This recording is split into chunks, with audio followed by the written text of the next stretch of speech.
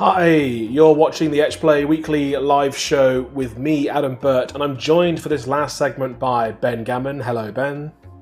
Hello. We are going to be going through all the best trailers from E3 2021 and the Summer Game Fest. So if you're not aware, these are both, well, E3 is a gaming expo, usually takes place in person. Didn't happen last year, and this year was an all-digital event, all streamed online. Lots and lots of trailers from various companies. Summer Game Fest is a kind of adjacent thing, which is technically not related, but happens at the same time, and it's also a place for game studios and publishers to unveil their new games and show off some trailers. And we thought we'd crunch the numbers and share some of the best ones. Sound good? Hell yeah. So right now at home, the viewers can see a little bit of Battlefield 2042, and this was unveiled actually shortly before E3. But it also did really well during E3. It appeared at the Xbox and Bethesda showcase with a gameplay unveiling. Actually, the second best performing trailer, this is the Battlefield 2042 one. And what do you think the first one is, Ben? What do you think the best performing trailer was from E3 and Summer Games Fest this year? Was it Zelda? Wasn't Zelda, but we will get to Zelda. It was Elden Ring. Was it? Yeah, so for those of you who aren't aware of what Elden Ring is, it's from a company called From Software, and it's written in part by George R.R. Martin, creator of the Game of Thrones series. So there's a lot of hype around it, a lot of expectation from Software, the creators of the Dark Souls, Bloodborne series. So they have a lot of fans as well.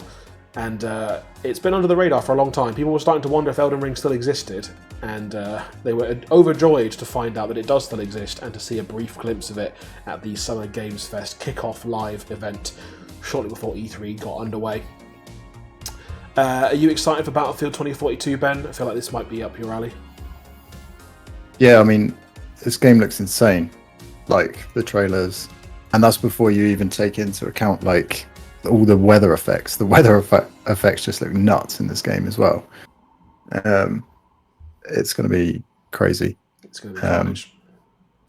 I always get on YouTube those montages, those gamers are awesome ones. Have you seen those? Yeah. Battlefield always features a lot, but I can't wait to see some of the things that some people are going to do in this game. Yeah, I mean, you can wingsuit your way through a tornado. Like, if that's not prime material for a Gamers Are Awesome video, I don't know what is. Yeah. Or fling a quad bike at a helicopter. Yeah. One of the trailers that we looked into this and we crunched some numbers mainly from YouTube, so to assess which trailers have really performed well from a variety of shows at E3. And this one was a surprise to me, so I thought it was worth mentioning. We're going to play a little bit of it as well in the background for you. This is a trailer for Avatar, Frontiers of Pandora, and you may remember the film Avatar, a very huge, successful film and film franchise, if the stories be to believe about their upcoming sequels coming to cinemas in the coming years. But I didn't think there was that much appetite for Avatar anymore. I felt like everyone had moved on from the movie with the blue people and the dragons and stuff, but apparently not, because the game trailer came out and it's done huge numbers on YouTube across several accounts, such as IGN, GameSpot, Ubisoft's official account. This comes out of Ubisoft, and it seems to be an open world game. I mean, it looks beautiful.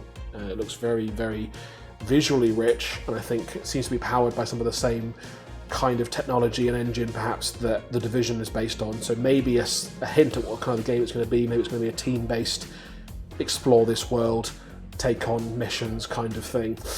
But yeah, fascinating and kind of out of nowhere. Like, no one was predicting this game before E3 happened. Are you excited for an Avatar game, Ben? I'm interested to see more about it, because you watch the trailer and it's kind of just the film. Like, it's a shortened version of the film. Yeah, but yeah, it looks amazing. And when I saw it on YouTube, the thumbnail, I actually thought it was Avatar 2. But yeah, it looks good. Yeah, I mean, maybe it is Avatar 2. That's the secret all along. James Cameron's not even working on a film. He's doing it as a game. That would blow some minds. Speaking of things like Elden Ring that were a bit under the radar for a while, we hadn't heard from, and now are back on the radar, Starfield made an appearance at Xbox and Bethesda's conference, now announced as an Xbox exclusive since the Xbox Bethesda deal. Went down fairly well, but it also didn't show very much, I think it's fair to say. It's a very brief and nondescript trailer. It shows a bloke in space, or a woman in space, just hanging out in a spaceship. So not a lot of meat on those bones, but it has done well. It comes in as the 4th most popular trailer from E3. So it's clearly still got a lot of interest around it. I think Bethesda are one of those companies where no matter what they do, people will be at least a little bit interested in the first instance, because they've got a very historically high pedigree. I know they haven't necessarily hit that with Fallout 76 in recent years. But yeah, Starfield coming to Xbox and PC only. Apparently it's like Indiana Jones in space, which to me sounds like Han Solo from Star Wars. Isn't that what that is? But yeah, what do you make of Starfield? Are you excited for that? I do love a space game. The trailer looks great. But like you say, you can't really get too much from it just yet. So I'm excited to hear more about it. But yeah, might be one for me, maybe. Coming in 5th in our trailer ranking is Zelda Breath of the Wild, the sequel. It's as yet untitled. We don't yet have an official title for it. We don't think it's going to officially be called Breath of the Wild 2. We think it's going to have a new name, like most Zelda games have their own individual names.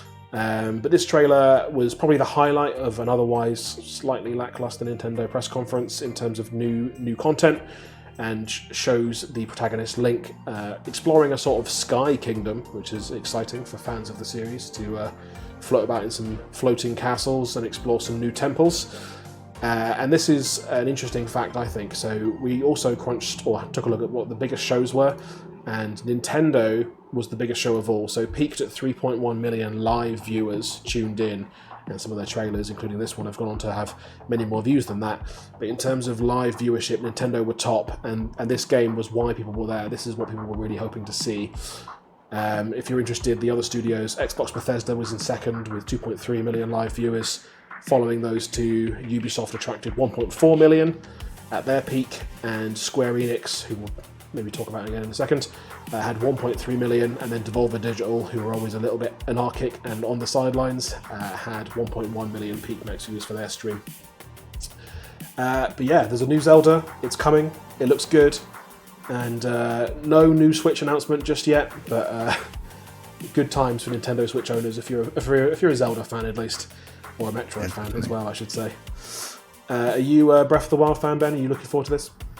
I am. This was actually the first game I bought for my Switch, so this is definitely something that I'll be buying. And that's actually why I thought it was going to be the most viewed trailer. But those are some big numbers from Nintendo. I think you said 500,000 people more watched that one than the second place. Yeah, at their peak, yeah. So yeah, a lot of excitement, I think, to that. Yeah, definitely. It's also worth noting the impact that some of these shows have had on pre-orders. So retailer GameStop in the US has revealed its top-selling pre-orders following this year's E3 season. And this really surprised me, actually, and I'm guessing this is in large part to do with the changing ecosystem around pre-orders, but the games that are benefiting the most in terms of pre-orders aren't necessarily the ones that are doing the best trailer-wise. So Metroid Dread, which we also saw at the Nintendo press conference, it's coming out this year, and pre-orders for that are incredibly high, so that's performed incredibly well. That tops the chart for the pre-selling from GameStop. Other games to do well are Guardians of the Galaxy, which is a new game that was unveiled at the Square Enix conference we talked about and mentioned, and Far Cry 6 as well, which was demoed at the Ubisoft conference and Xbox Bethesda. So lots of games benefiting from the attention that E3 and Summer Games Fest have brought on them. Elsewhere in the trailer top list, Stalker 2 we showed on the show a little bit last week with our E3 panel.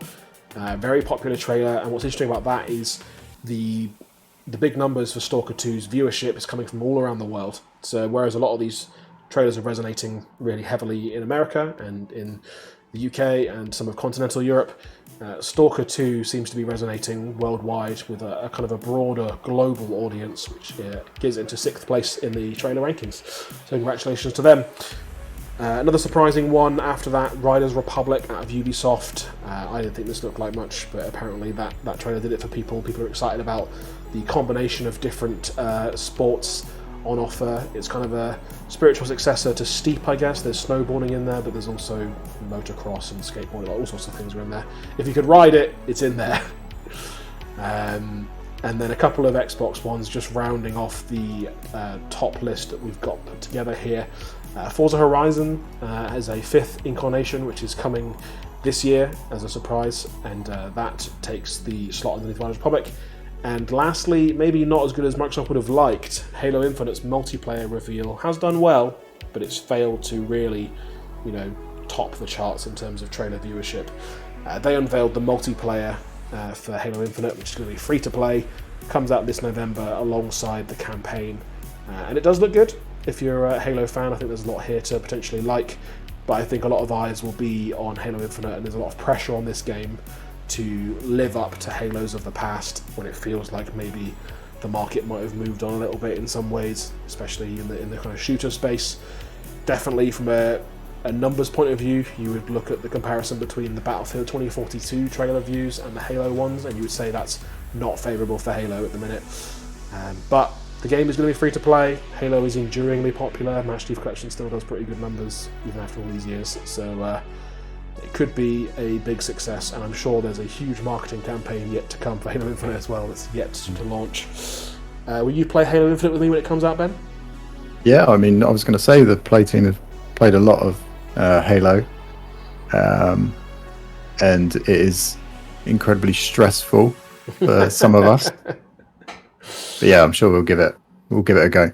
Yeah, I think that'll be the telling thing. Will the play team play Halo Infinite, or will we go back to the Master Chief Collection after trying Halo Infinite? Yeah. And I guess that's the risk for 343 Industries as well. We wish them luck. It's a difficult thing to do a sequel to a very popular franchise.